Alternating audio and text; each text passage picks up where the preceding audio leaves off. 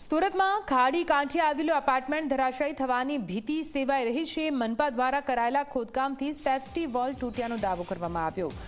દિવાલ તૂટી પડતા એપાર્ટમેન્ટ પણ ધરાશાયી થવાની સ્થિતિમાં છે। 50 જેટલા રહીશોએ પોતાના મકાનને તાત્કાલિક ખાલી કર્યા। કોઈ વૈકલ્પિક વ્યવસ્થા વગર જ મકાન ખાલી કરી દેવાયા છે। મકાન ખાલી કરી દેતા તમામ રહીશો રજડી પડ્યા છે।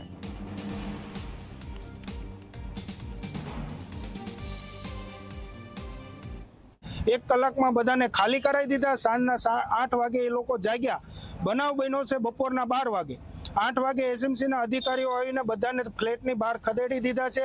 अमे लोको ए लोकोने आ कोम्युनिटी हॉल में स्थलांतर कराव्युं छे अने बीजा जे परिवारो छे पोतपोताना सगावालाने घरे गया छे। કેટલા લોકો છે રહી છે? कुल टोटल 10 परिवार रही છે, 50 जन रही છે। एमां 20 जणने अमे कोम्युनिटी हॉल में स्थलांतर करावेलुं छे। સુરતના પૂણા વિસ્તારમાંથી પસાર થતી ખાડી ઉપર વર્ષો જૂની જે સમ્રાટ શોપિંગ સેન્ટર નામની જે બિલ્ડિંગ છે તે એક તરફ નમી પડતા દોડાદોડનો જે માહોલ છે તે જોવા મળ્યો છે। આપ સીધા દ્રશ્યો જોઈ શકો છો। વર્ષો જૂની અહીં જે ખાડી છે તે ખાડી ઉપર ગેરકાયદેસર જે બાંધકામ છે તે બાંધકામ કરી દેવામાં આવ્યું હતું। મોડી રાતે એકાએક જે બિલ્ડિંગ પાસેનો જે ભાગ છે તે ધરાશાયી થઈ ગયો હતો, જેને કારણે તાત્કાલિક ધોરણે જે પ્રમુખ છે તે પ્રમુખ દ્વારા આખી જે બિલ્ડિંગ છે તે બિલ્ડિંગ ખાલી કરાવવાની નોબત આવી હતી। અંદાજિત 50થી વધુ જે લોકો છે તે શરૂઆતના સમયે રસ્તા પર આવી ગયા હતા। પોતાનો જે માલ સામાન છે તે માલ સામાન લઈને રસ્તા પર ઉતરી આવ્યા હતા અને ત્યારબાદ સુરત મહાનગરપાલિકાની વરાછા ઝોનની જે ટીમ છે તે ટીમ દ્વારા તાત્કાલિક ધોરણે આ તમામ જે લોકો છે તે લોકોને કોમ્યુનિટી હોલ ખાતે ખસેડવામાં આવ્યા છે। ત્યારે આપણી સાથે સ્થાનિક આગેવાન જોડાયા છે, તેમની સાથે આપણે વાતચીત કરીશું। જી સુરેશભાઈ, જે ઘટના બની છે ક્યાં બની છે અને શું કહેશો? આજે ઘટના બની છે પૂણા ગામ ખાતે આવેલ સમ્રાટ સોસાયટીની આગળ ખાડી કિનારે આવેલા સમ્રાટ શોપિંગ સેન્ટરની ઘટના છે।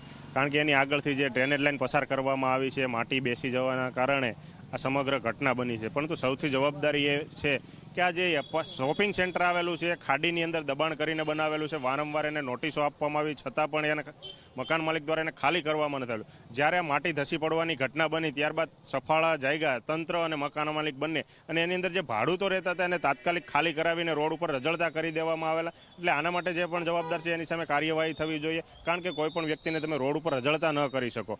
અને સૌથી મોટી વાત કે આ તંત્ર દ્વારા વારંવાર સર્વે કરવામાં આવે છે। હમણાં જે ખાડીપુરનો મુદ્દો છે, સુરત શહેરની અંદર ટોપ ઓફ ધ ટાઉન બનેલો છે। કમિશનર અને કલેક્ટર દ્વારા પણ ખાડીની અવરોધરૂપ જેટલા પણ દબાણો છે હટાવવાની વાત કરી તો આજ દિન સુધી આ દબાણ હટાવવામાં શાના કારણે નથી આવતા, કોના દબાણથી આ દબાણો હટાવવામાં નથી આવતા, એની પણ તપાસ થવી જોઈએ। એમાં જે કોઈ પણ જવાબદાર હોય એની સામે કાર્યવાહી થવી જોઈએ। તો આપે જે રીતે સાંભળ્યું તે રીતે વર્ષો જૂની આ જે બિલ્ડિંગ છે તે ખાડી ઉપર ગેરકાયદેસર રીતે તાણી દેવાઈ હતી।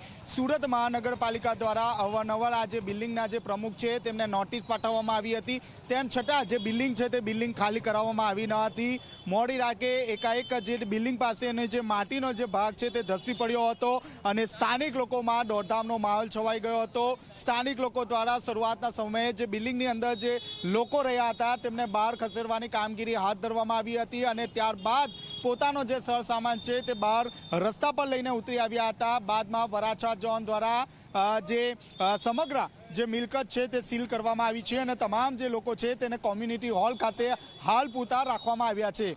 કેમેરામેન પ્રશાંત દિબ્રે સાથે ચેતન પટેલ, ઝી મીડિયા।